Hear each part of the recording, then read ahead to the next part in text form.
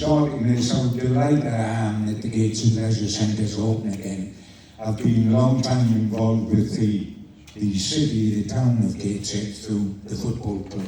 So it's wonderful to see them up and running again. I'm absolutely thrilled to bits. Can I just introduce the guy, if he needs any introduction, it's with me tonight.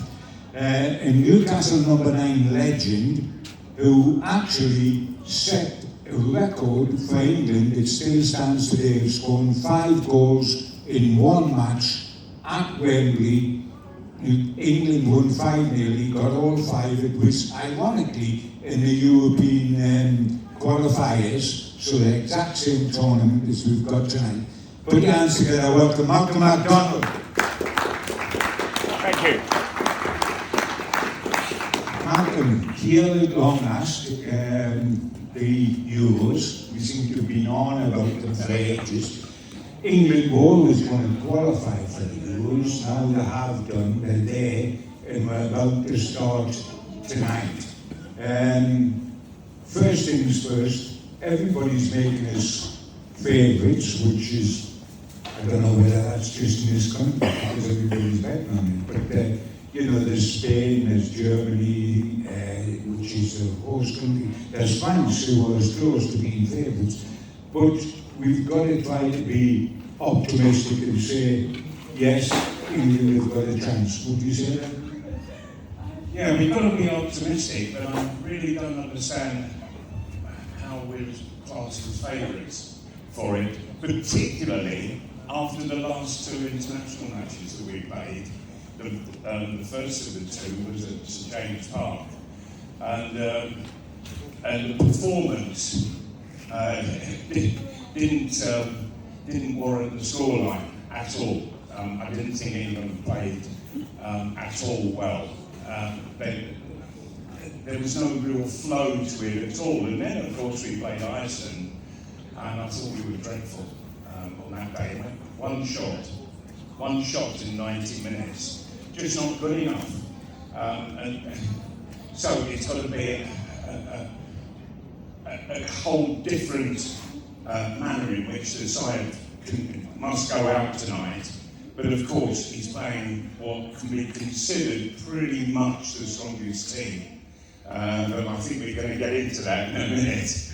Yeah, I mean, from my point of view, being optimistic and hopeful, Newcastle United fan, England fan, I've never seen either side win anything since the 60s. Absolutely amazing. But no, I mean, in fairness, 2 things, those 2 matches didn't matter, this does. So you could say that players in those 2 matches didn't want to get injured and miss out on the final squad that was going to go to the tournament. And of course, Bellingham, except they didn't play in those matches. Tonight, it's the start of what is very, very important. I think we're sometimes a slow starter, but we must qualify from this group. If Newcastle United had the group of death in the Champions League, surely this is the group of hope when you think that they've got Serbia, followed by Denmark, followed by Slovenia. You would expect England to qualify from that now. Yeah, wouldn't you just? I think probably of the 3 opponents of England, Denmark is probably the strongest. But with tonight's game, I always found, way back when I was playing, that the Yugoslav sides, both at international and club level, the kind of football they played, they were always very, very strong. And despite the fact that the country has been split into 7 states now, that they are still turning out some excellent sides. Albeit, I think that the one that they're facing tonight, I think that maybe is perhaps the strongest of all. So we have to be very alive right from the word go. Want to see a good start from England tonight, a good start to the game. It was quite sloppy what I saw in the last 2 games. So they've got to be very, very much on their toes. And I think that looking at those last two games, that has caused Southgate to put out his strongest side. He's not messing about now, and quite rightly so. He can't afford to mess about in any shape or form. Yeah, the interesting thing when you say it's surprising that we're made favourites, and yes, to a great extent it is, because you look at France, who would be possibly my favourites, Yes. and that's without Spain, and Germany aren't what they were, but they're the home nation. I think one of the reasons why you, just looking at this, why you would put England in with a real chance, is when you think of the forward play, and you've got Kane, you've got Bellingham, you've got Saka, you've got Walker, a low right back, a terrific attacker from that position. You've got Gordon, you've got Palmer, and you've got Foden. That's a heck of a lot of forward talent. In a way, this is a bit like Newcastle United. Newcastle United last season, not the season before, had a dodgy defence, let in lots of goals, but were capable of scoring lots of goals. The England defence may let in goals, but when you look at those, when the chips are down, those forwards, you ought to be able to score goals, Malcolm. Certainly should be. Just going on to the defence just for a moment, what I am very pleased to see is that Maguire has been left out of the squad, and that this Gay has given his chance, and he'll need 2, 3, 4 games just to really pick up the pace of the whole situation. He's going to be playing against some absolute top quality forwards in those games. So, but I like the look of that back forward. I think he can do really well in this competition. Up front, that is absolutely all of our strength. It really is. And Kane himself has said that he's feeling absolutely on fire. Yes, and he's after the Golden Boot. But look at the quality of players around him. Saka on the wing, Bellingham in the middle, Rice. It's a very, and Gordon not in the side, and I'm bloody annoyed about that, and I'm sure most of you are as well, because he's had the most phenomenal season. He's scored goals, he's made goals. What more does Gareth Southgate want, for heaven's sake? And I think that Kane would just love to play with Gordon for the service that he knocks into the box. So that's that I think is a bit of a hard one to bear for poor Anthony Gordon. But nevertheless, there are good players there. Foden, I think, is fantastic for Man City. He can't quite take that form into the England side. Still a very good player, but he's got that edge with Manchester City. So hopefully he does perform tonight. But if not, I will get Gordon onto the park and look to play him in the following games. Yeah, I think we'll probably see him at some stage tonight, Malcolm. Trippier playing left back. I think that's understandable because Luke Shaw is very short of fitness. He would genuinely, had he played all season, be the number 1 left back for Southgate. But he hasn't played since February, and I think he's going to be introduced slowly off the bench as the tournament goes on. Not ready to start by any means, and therefore Trippier is not a surprise to play left back. No, he's not at all. But in all fairness, I think Trippier is a better left back than Shaw is. I would rather see Trippier there, even though he's a right-sided player. That he copes exceedingly well. We've seen him play in that position both for Newcastle and also for England, and he does a great job. So I'm quite happy, I'm really happy on that one. The only problem is that he hasn't really got that left foot. If he does get forward to knock it in, he has to come back on his feet. Yes, but Kane, he's a very shrewd forward in the box. Clever. So yeah, he's clever, and he'll get his positioning right for the kind of crosses that are coming in. Can I ask you, because we were talking there about England's strength is going forward, their attacking players, and they've got a lot available when you think that apart from Gordon, there's Palmer waiting to come on from the bench as well. So they've got quality around them. You played centre forward for England, you scored 5 in that particular game, which is still a record today, and it's going to take some beating. 5, and it was 5 out of 5. And you also scored in an England shirt against West Germany when they were the world champions. First game. The first game after they won the World Cup. So can you tell us what it's like to play centre forward for England in terms of the personal responsibility? Do you grow into it? Do you shrink into thought? And I can't say you shrinking into thought at any stage of your career. But what does it mean, and how proud is a player to put on the 9 shirt and represent his country?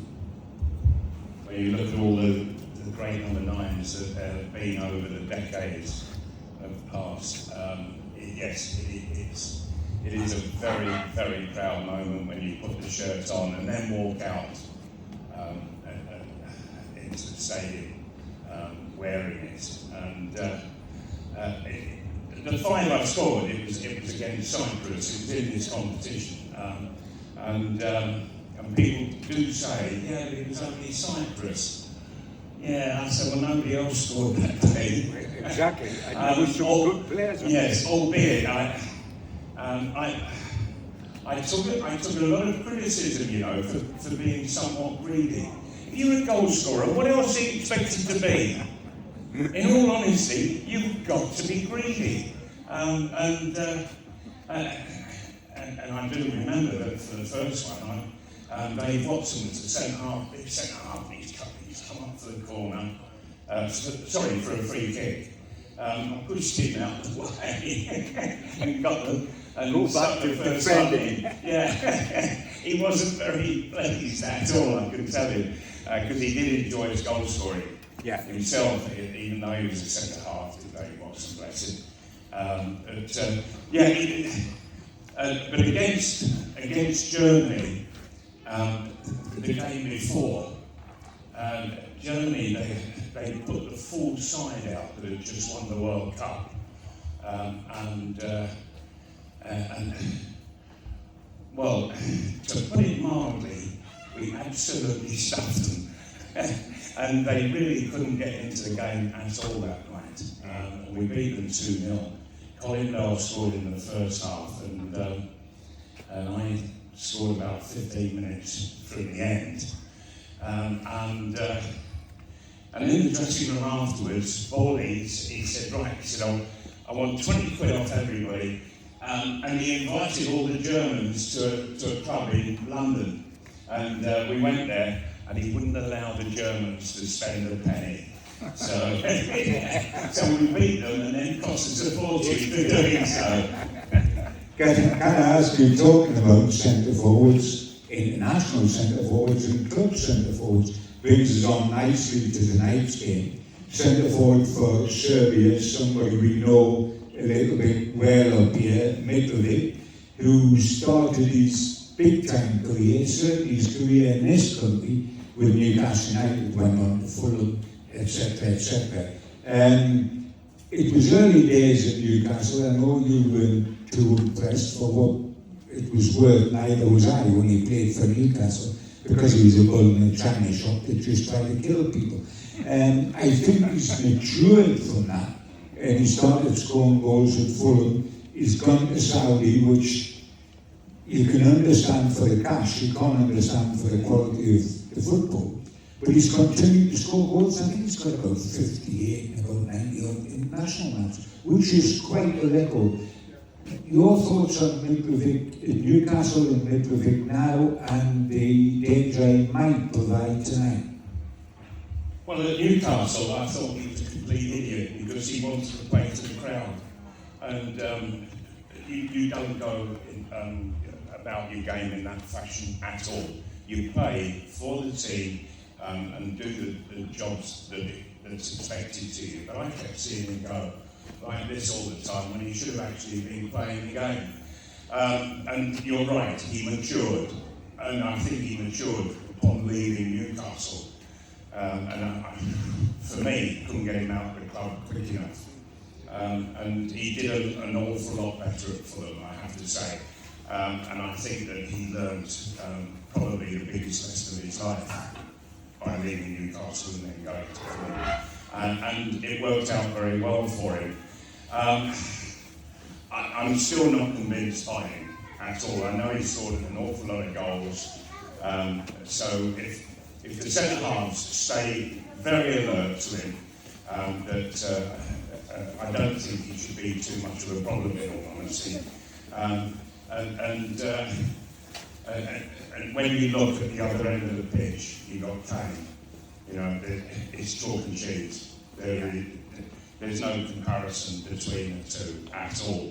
But you know, anybody who's a professional footballer and comes and thinks that by playing to the crowd they're going to be a success, you know that they're an idiot.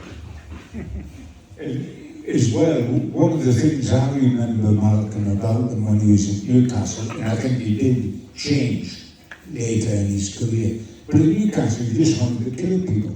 If my memory's right, he got sent off in his first game for Newcastle and got sent off in his last game for Newcastle. Because there was a great interview with him, you know, where somebody said to him, "What would you be if you hadn't been a footballer?" And he said, "A gangster." I thought that was a better answer, because he was a big tough guy. But he has learned, he did learn a lot at Fulham. And I think it wasn't that he wasn't learning at Newcastle from the managers or the coaches. I think he was just a young hothead and he become slightly different to that.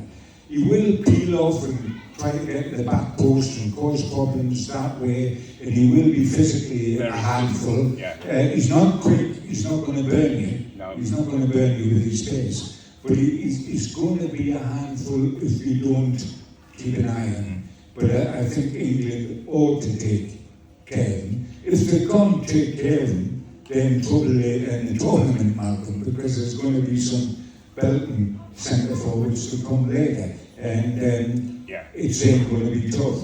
I mean, my thoughts, just to finish on the line, on tonight's game, I've got a feeling we'll start slowly in the tournament because we've got to get into it. We've got players that aren't quite up to speed. We've got young lads that are just going into tournament football. But I mean, I'm going to take England to win 2-1. Your feeling on England tonight and what do you think might happen, Malcolm? Well, one, I will be desperately disappointed if we actually concede tonight. And so I don't think that we're going to be marching all over them. That won't be the case, but it's going to be a very intense game. But the forward power that we have and the scoring power that we have in midfield to support that, I'm going to go for 2-0. And they need to get 90 minutes of really good football under their belt, because it's going to get tougher and tougher and tougher as each game goes past. Yeah. I mean, goal difference doesn't come into the situation, because if you level at the end of the 3 games with the second side, it's going to be head-to-head, how the results will. If you're on the same points as somebody, it's how the results have gone in those 2 games. Not, you know, Germany didn't get a huge advantage by 5-1 against Scotland. You've just got to win. So if England win tonight, that's the business. And I honestly believe they will, and I believe they should, and I think we'll qualify from top with Denmark second, which makes Thursday's game the biggest and the hardest and the toughest, although the opening one always is. Enjoy tonight's game. We're all desperate for England to get off to a great start. I honestly believe that we will. We'll certainly get off to a better start than Jock's game. You know, I mean, even when they scored a goal, it was an own goal. I mean, that's savage, isn't it? That is savage. Enjoy the game tonight. I hope to see some of you, all of you, and any of your friends on Thursday. It's the earlier kick-off. We kick off at 5 o'clock against Denmark. It is the big game. Try to get here if you can. Malcolm and myself will be here. We look forward to seeing you there. Take care. Have a lovely night. Thanks so much. Malcolm McDonald, ladies and gentlemen.